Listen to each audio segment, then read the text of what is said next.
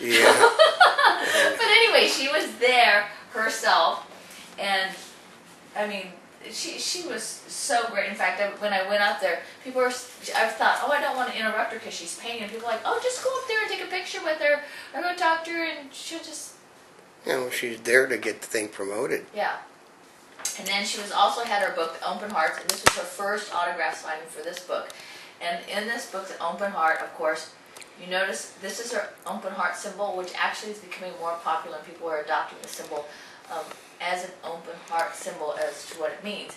But in the book, she's done a lot of the artwork herself. Probably all of the artwork. A lot of them are artists, like Dick Van Dyke is a graphic designer and does tremendous artwork. Oh, He really? does. He goes and sells books with his artwork like that. So. And then also the Open Hearts, the jewelry collection here with Kay Jewelers. I was really surprised because when I was speaking with her, it's like, oh, you know, it's a commercial, I think price point jewelry. But what I was really most surprised about is they actually did have, it was priced so competitively that there were some jewelry items as low as $14.99. And it was so popular this holiday season that they had to go out and make over 200,000 more to meet the demand. And then she's not only making money off of the wedding, I'm sure she's also making money off of the jewelry. She's doing well off of that. It's a popular line and everybody's adopting it. And then, of course, let's see, who else do we have in it? Oh, the other person who unfortunately I didn't see because it was doing the Governor's Ball press preview for the Academy Awards was Vanna White. Oh, yeah. Did you know that Vanna White actually I think she crochets? She's another in crocheting, knitting. If you do one, you almost always do the other. Yeah, I usually do the other. So actually, she's been a spokesperson, I think they said, for about 15 years. And about 3 years ago, she went to them and asked if she could come out with her own line. So, and it's called, there's some in there that they say Vanna's Choice. You can believe me, I spent enough part of my life with my mother and my sisters, because the first thing you do when you get a thing of yarn is you sit there and undo it and reball it. Oh, and you always do. Yeah. I don't know why. So anyway, when I was looking at all this, it's really kind of fascinating.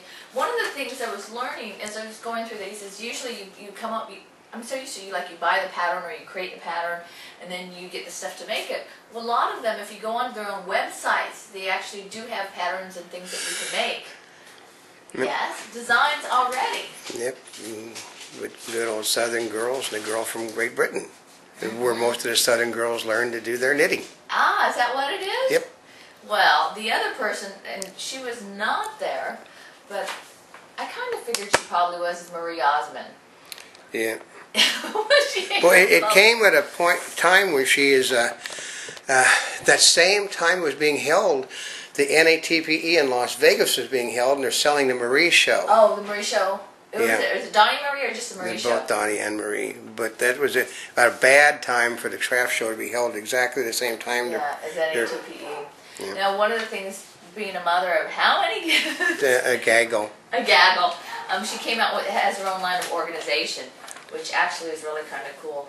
So in a lot of these things... Well, she's probably redesigned things because their house was destroyed in a fire, so she's starting all over again with new ideas. Yeah. So this was really cool. Now, next thing, you're going, what in the world? The craft industry, what could they come up with? Well, they say it's easy being green, discover the possibilities. Well, one of the things about the craft industry is... Okay, we can tell you, we talked to a woman at a Target of all things that had been to it. She said she'd never seen so much paper in her life. There was so much paper. A craft industry by nature requires So I'm going to show you, part of it is they did want to emphasize being green, so they had areas where people could show their, showcase their green products. So they had, of course, a guide to being green, things that they could do. You know how you can recycle and different things like that. Well, I can guarantee you that under this next administration, you're going to have to go green or your business is just going to be flat out shut down on you.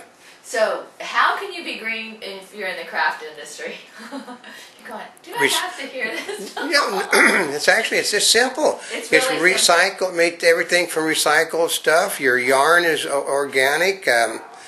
You can make paper from all the paper products from recycled material. Well, a lot of these things is when you're looking at all these paper. There's a lot of paper intensive. You can make your own paper, like old people We've say. seen them do our own. I actually took a class in college about making paper. You can utilize your own existing things that you have to create the projects, and then add them as embellishments to existing craft projects. A neat thing is if you have old shredded, you shred your shirts, you shred your jeans, make them into a pulp, and you can make high grade paper out of those things. Oh, I hadn't even thought about that. Because we used to. I have a degree. I have a master's degree in art, folks. So we did that stuff. So see, part of it is Old Chem actually knows a lot more about some of these things than I do. but it was a girly thing. Guys weren't really welcome. So guys could come, but there was mainly females. I went to Disneyland instead. Now, as far as being green, here's one with Earthsafe finishes. There are a number of companies that do this, but they have Earthsafe finishes and varnishes, textures, waxes, shimmers, all sorts of different things. And this company is called Earthsafe Finishes. Yeah. I would think, theoretically, it's very easily for this industry to be green, but the problem is there's a difference between easily and price competitively. Well, I think that's probably been one of the challenges, because I know I don't know about for you, but for most people it's like, if you had to pay substantially more for a green product, most people... But the trick is, we're hearing, they're actually putting out this to the press, that 90% of the people would be willing to pay more money for the products they aren't buying to begin with if they were green. I know, they're not buying anything, but if they were, they would pay more. I would pay incrementally more, just a little bit more. No, look at the organic stuff in the grocery stores. So now this one we're going to go over the green stuff, then we're going to get over the highlights from different categories. And actually, if you love They do have craft, Hello Kitty. If you do have craft stuff, you're going to enjoy some of these things, because fortunately for me, Allison was there and she'll kind of guide me through some of these things. So, clear bags. This was the green product of the year. Are you ready for this? These are, you're going, what? These are biodegradable clear bags. And of course, this is the package in here. And they will make them in custom sizes. Oh, that's for shipping your stuff in? Yeah. Yeah, that's smart. Custom sizes and printing. Now, part of it is the CHA, this is the winter show, so this is a trade-only show, it's not a consumer show. The consumer show they're going to be holding, it is, hold on just a minute, this summer, I believe in Orlando. No, that's... I think it's Orlando, Florida. But you can check out their website for the exact location. But the green product of the year was clear bags. And you will see actually you've already seen more of that. Yeah, everybody, green bagging is one thing that probably is going to get a big boost no matter what, because it's like changing the assembly line is all. And if all you have to do is retool an assembly line, you can easily be green. They have crystal clear photo mounts, and part of it is it's just here they wrapped one of them. It's just it's clear. Yeah, well, it should be. It's easy. The biggest thing about being green is they're going to we were talking to the woman, she said photo frames are basically going to with the death knell of scrapbooking. Oh, well guess we're going to have some more scrapbooking stuff for you that's lots of fun. This part, there were lots of press kits. Now this one was of course fun. Are you ready for this? This is the Winter 2009 Commemorative Collector's Edition Untraditional Press Kit. Brought to you. They hired somebody to say that, didn't they?